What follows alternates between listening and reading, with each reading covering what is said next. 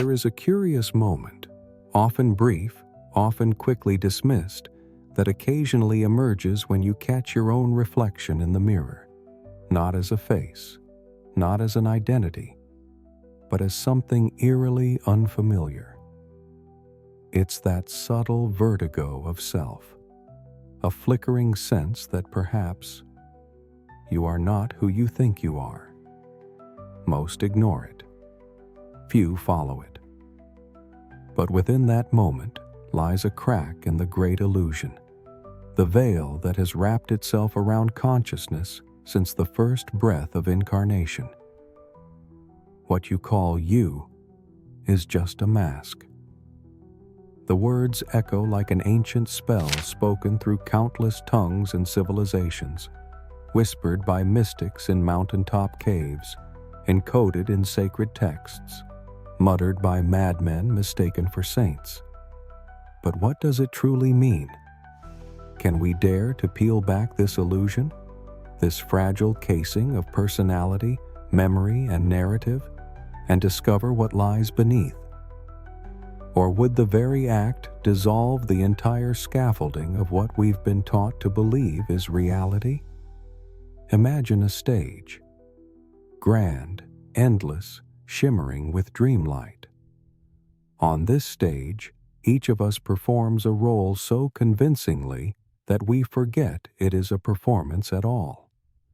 We learn our lines from childhood. We wear costumes stitched from past traumas, social conditioning, ancestral echoes. We attach to names, to stories, to reputations, never noticing that the role has consumed the actor.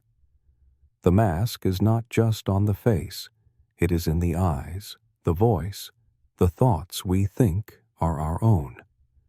And behind it, silence, presence, something eternal, watching.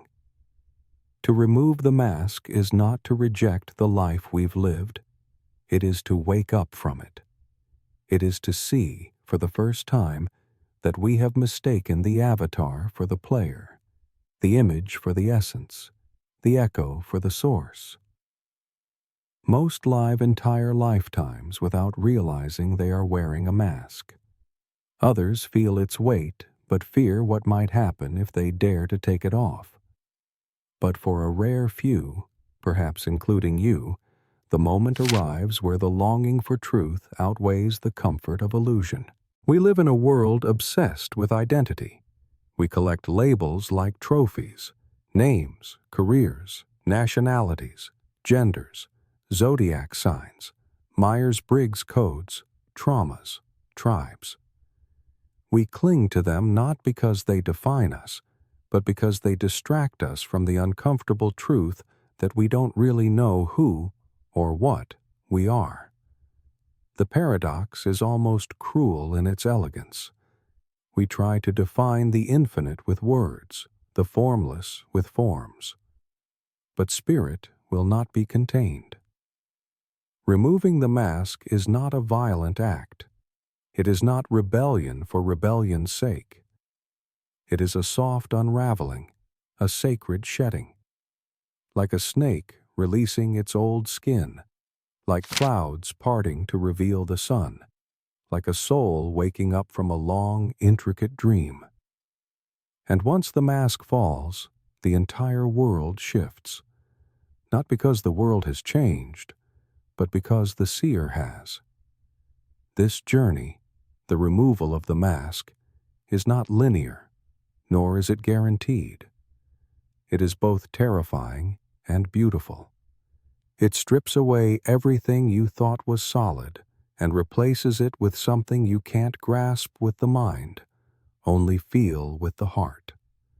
It reveals that your pain was never punishment, it was a prompt. That your confusion was never failure, it was fermentation. And that the you've mourned, praised, feared, and defended was never real. It was a costume worn by the light. And here we are, standing at the threshold of that revelation. The cosmic play continues. The orchestra plays on, but something inside you pauses.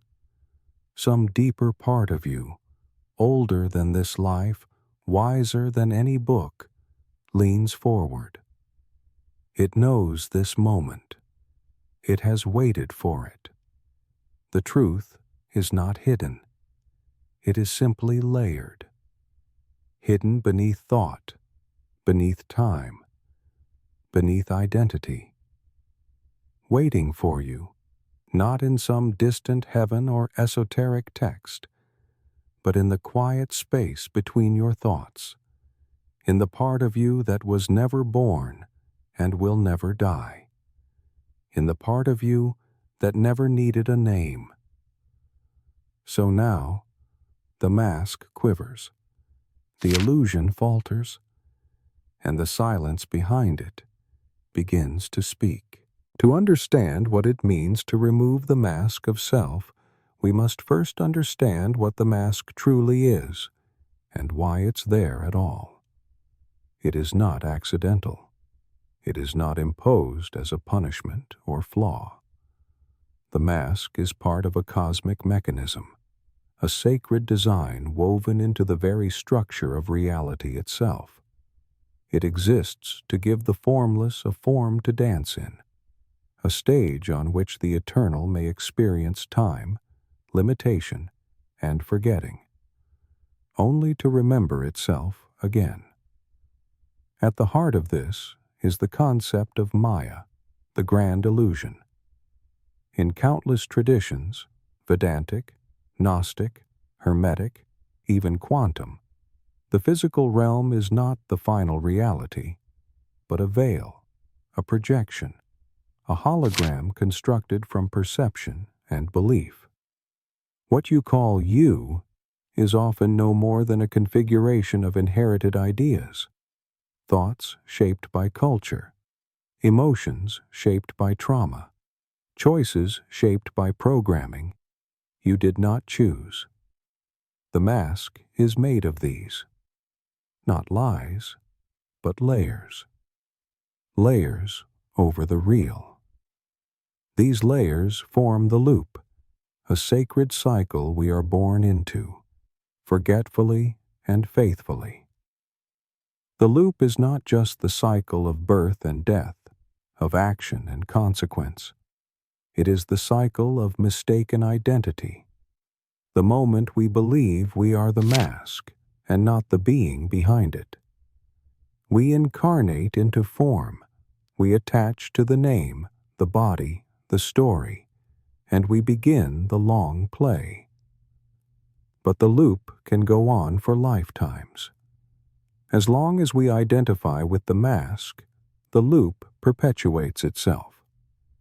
This is why awakening is often described not as learning something new, but as remembering something ancient, not becoming something different, but returning to what you've always been.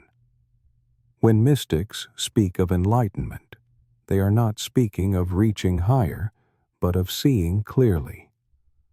The illusion is not evil, but clarity is liberation. And what is the key? Awareness. Unfiltered, non-reactive, luminous awareness. The type of awareness that sees the thought arise, but does not become it. That observes the emotion pass through like a weather pattern, but does not become the storm. This awareness sits behind the mask and watches patiently. It is your truest self, still, unchanging, eternal. The ego, the mask, is reactive. It fears annihilation because it knows it is temporary. It clings to identity because it fears the vastness of what it cannot control. But the one behind the mask does not fear. It does not need control. It simply is. The problem is not that we wear a mask. It's that we forget we're wearing it.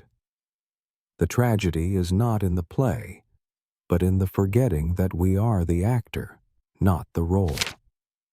When you remember this, suffering begins to transmute. Pain becomes teacher. resistance becomes signal. Every moment of anger, jealousy, fear, rather than something to escape, becomes a pointer to where the mask is gripping too tightly. This is why many who begin the journey inward are met not with instant peace, but with chaos. The first light burns. It illuminates the shadows we've long ignored. It shows us how many of our beliefs, decisions, even relationships were rooted in a false self, constructed not from freedom, but from fear. This is the beginning of sacred deconstruction. And yet, the paradox. This deconstruction is the path to your wholeness. By peeling away the false, we do not lose ourselves. We reclaim our original face, the one we had before the world told us who we were supposed to be. Removing the mask is not a one-time event. It is a living practice, a dance of discernment. Each day offers new opportunities to remember. When you feel threatened, when you feel superior, when you feel the need to be right, these are signs the mask is speaking. But when you feel stillness in chaos, when you love without a reason, when you surrender and still remain whole, that is when the mask has fallen away, and the light behind the eyes shines through.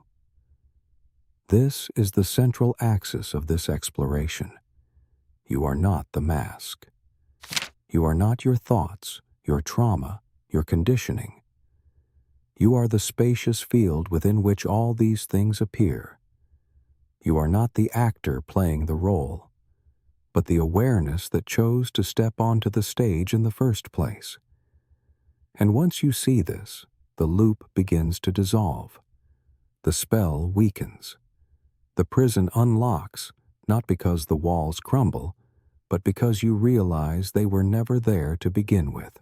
Long before language, before scripture, before even the first temple stone was placed upon the earth, there were stories. Not fables for entertainment, but living maps encoded in symbol, passed through dream and firelight to help the soul remember what the world would have it forget.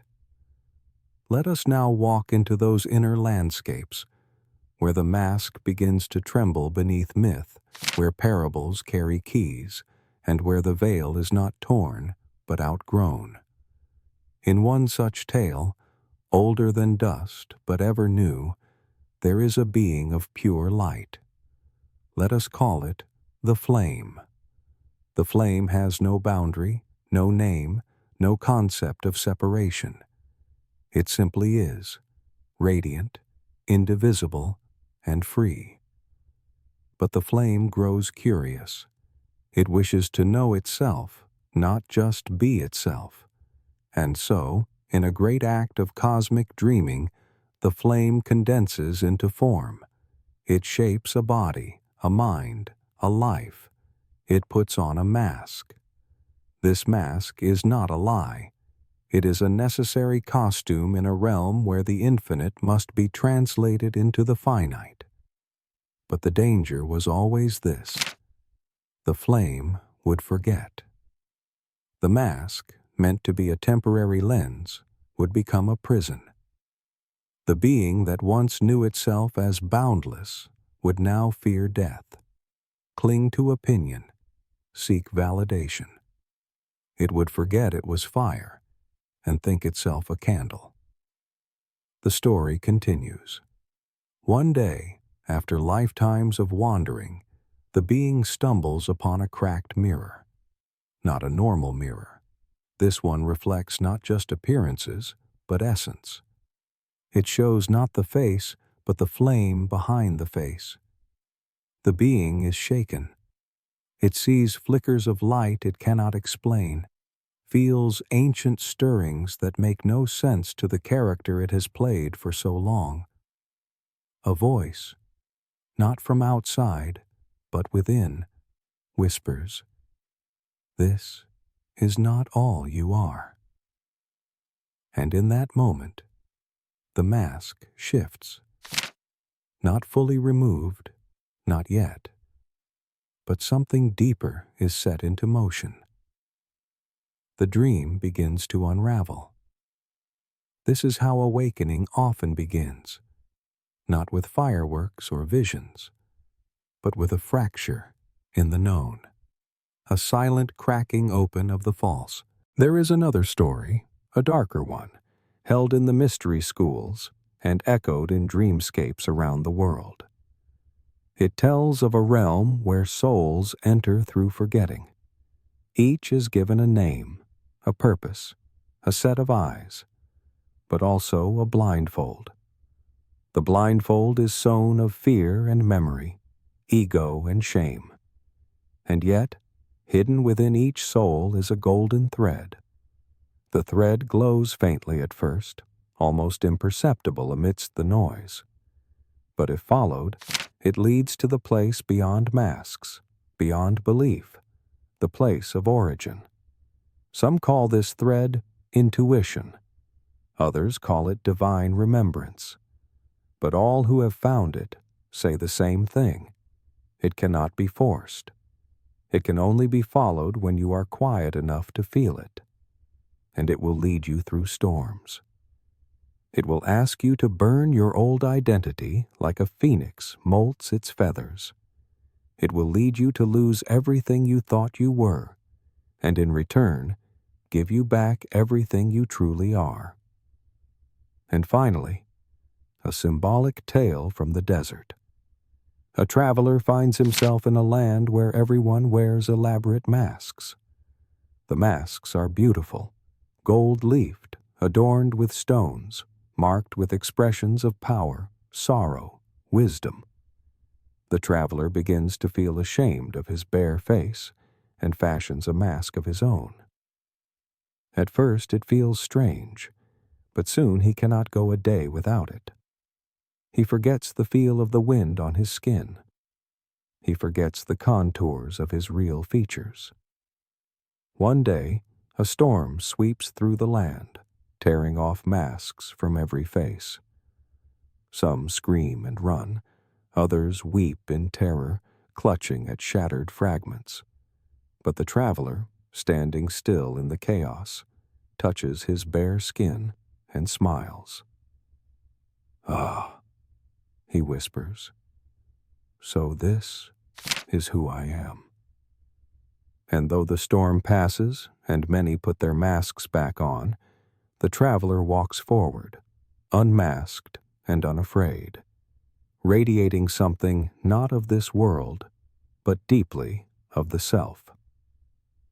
These stories are not just allegories. They are internal maps, vibrational glyphs. They speak not to the intellect, but to the deeper knowing that lives behind your ribs. Each of us, at some level, remembers the flame. We feel it in moments of stillness, in synchronicities that defy logic, in the ache for something more real than the endless scroll of identity-based living. And in these symbolic whispers, we are offered a way home, not by climbing, but by unlayering, not by seeking, but by surrendering. For the truth was never elsewhere. It has always been the presence watching through your eyes. These stories are not asking you to believe. They are asking you to remember. It's one thing to speak of masks in metaphor, to explore consciousness as poetry and mysticism. It's quite another to take that shimmering insight and bring it into the thrum of everyday life, the early morning alarm, the passing stranger's glance, the unresolved pain between you and someone you love. Yet, if this unmasking is to mean anything at all, it must mean everything.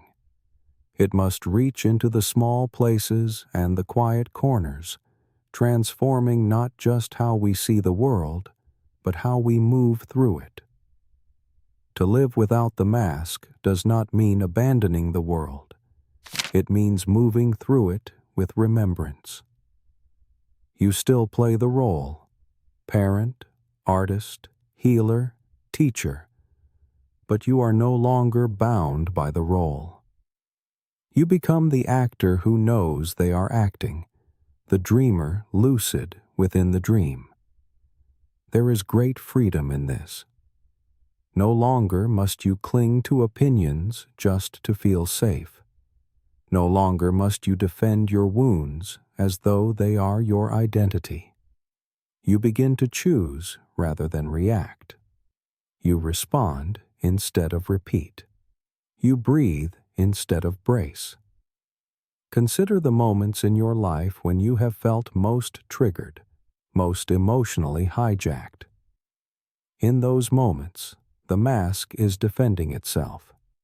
It perceives threat not to the body, but to the story. What does this say about me? It whispers. Will I be rejected, proven wrong, unworthy? The ego's survival depends on this constant maintenance. But when you begin to live from the place behind the mask, those threats dissolve. You no longer need to win every argument or prove your worth. You begin to trust that you are already enough, because you've remembered that you are not your thoughts, not your name, not your failures. You are awareness itself. This doesn't make you passive. In fact, it makes you far more effective. When you're not bogged down by the unconscious need to protect a fictional self, your actions become cleaner, clearer, more aligned. Love flows more freely. Truth is easier to speak. Even silence becomes sacred. The small dramas of life no longer consume you. They become dances, momentary waves in a much larger sea. Relationships, in particular, undergo a kind of alchemy. When two people wear masks, communication becomes performance. Each person is unconsciously manipulating the other's perception, hoping to be seen a certain way, trying to hide perceived flaws, seeking approval. But when you begin to remove your mask, when you show up not as a curated identity but as presence, you create space for real connection. Vulnerability becomes a portal, not a weakness. You no longer need others to validate your existence because you've met the part of you that is eternal and untouchable. You can love without demand, hold without possession, speak without distortion. Living unmasked also rewires your relationship with time. Most of us live in a constant loop of past and future, regret over what was, anxiety over what will be. But when the mask slips away, so too does your obsession with the personal story. You begin to live from presence, not the story of your life, but the experience of it. Suddenly, the present moment becomes radiant.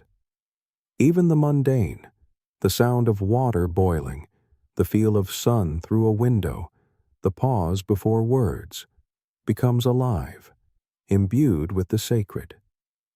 And what of work, purpose, legacy? These too are transformed. Rather than chasing meaning in titles or achievements, you begin to feel into what wants to move through you. The unmasked life is one of alignment, not ambition. It's not about adding more to your identity. It's about letting go of what's false so what's true can arise. Sometimes this leads to radical change, quitting the job, ending the relationship, moving across the world. Other times, the outer life stays the same, but the inner experience becomes profoundly different. The difference is that you are no longer performing. You are no longer acting for applause. You are no longer seeking home in places that are not it. This is not to say life becomes easy. In fact, removing the mask often invites deeper, subtler challenges. Old friends may not understand. The world may still demand that you play roles. There will be moments of doubt, of disorientation. But underneath it all, a new foundation begins to grow, one rooted in being, not becoming, in silence, not striving. And there are tools, practices, ways of anchoring this awareness: breathwork, stillness, nature, inquiry. Each of these can become mirrors, gentle reminders that bring you back to the presence behind the persona. Even language shifts. Instead of saying, "I am angry," you may begin to say, "Anger is arising." Instead of "I am broken," you may say, "There is pain, and I am witnessing it." These subtle shifts reflect a seismic internal change. They mark the difference between identification and liberation. Above all, to live without the mask is to live in service of truth, not dogma, not ideology, but the raw, radiant truth of direct experience. It is to be both fully human and fully divine, to laugh and cry and create and grieve, while never forgetting that beneath it all, you are the flame. You are the silence watching the story. You are the space in which the world appears and disappears. You are the mirror, not the reflection. And so the path unfolds, not outward, but inward, not forward, but deeper. Each day an opportunity to remember, each breath a chance to wake. There comes a point on this path, not in the distant future, not after decades of spiritual study, but right here, in the moment you are reading this, where the invitation becomes unmistakable. It doesn't shout. It doesn't demand. It arrives as a quiet knowing, a soft but undeniable whisper. You are not this mask. And as that knowing settles in, something shifts, not as a thought, but as a presence. The machinery of ego continues, yes. Thoughts will still arise. Emotions will still pass through. But something fundamental has changed. You are no longer asleep inside the character. You see the play. You feel the stage beneath your feet. And perhaps, for the first time, you remember that you chose to come here. Not to be trapped, not to suffer endlessly, but to remember your light in the midst of darkness, to rediscover your wholeness by temporarily forgetting it. This is the paradox and the gift. The mask was never the enemy. It was a tool, a teacher, a protective shell that allowed you to move through form and time until you were ready to step beyond it. In this way, even the illusion becomes holy. Even the forgetting becomes part of the great return. So what now? Now, you begin. Not in the future. Not after another book, another retreat, another validation from someone else. You begin now, in the quiet intimacy of your own awareness. You begin by pausing in the middle of your day and asking, who is aware of this thought? Who is watching this emotion? Who am I without my story? These questions are not puzzles to solve. They are keys. And the door they unlock does not lead to something new, but to something ancient within you, vast, loving, and already awake. And yes, this path asks for courage, because to remove the mask is to stand uncloaked in a world obsessed with costume. To be real in a culture that thrives on curated personas is to be radically vulnerable. But that vulnerability is where the sacred lives. That's where the divine makes its home, not in perfection, not in performance, but in the raw, trembling beauty of the unmasked soul. You will stumble. You will forget. The mask will return at times, cloaked in habit, triggered by old wounds. But every return to presence is a sacred act. Every time you catch yourself falling into illusion and gently come back, you are practicing resurrection. You are training yourself to live not as an identity, but as awareness itself. This is not self-improvement. This is self-remembrance. And the world needs it now. It needs beings who are not caught in the maze of ego, who are not ruled by fear, who are not chasing shadows of worth in external things. It needs beings who have removed the mask and discovered the fire beneath, because such beings carry presence like a torch in the dark. They don't preach, they emanate. They don't control, they invite. They don't conform, they radiate. So ask yourself, now, what am I clinging to that is not truly me? What part of my story feels heavy, false, outdated? Where have I traded authenticity for approval? These are not easy questions, but they are sacred ones. And if you follow them, if you truly follow them, all the way through the discomfort, through the dismantling, through the silence, you will find yourself standing in a place beyond words, a place where the flame lives, a place where you never left, but only forgot. This is your homecoming. You do not need to be more. You only need to be real. And to be real is to let go of what was never you to begin with. The stage is still here. The world still spins. But the mask lies at your feet now, and your eyes have adjusted to the light. Walk forward, beloved soul, not as a character, but as consciousness itself, not as a mask, but as the mirror in which God remembers itself.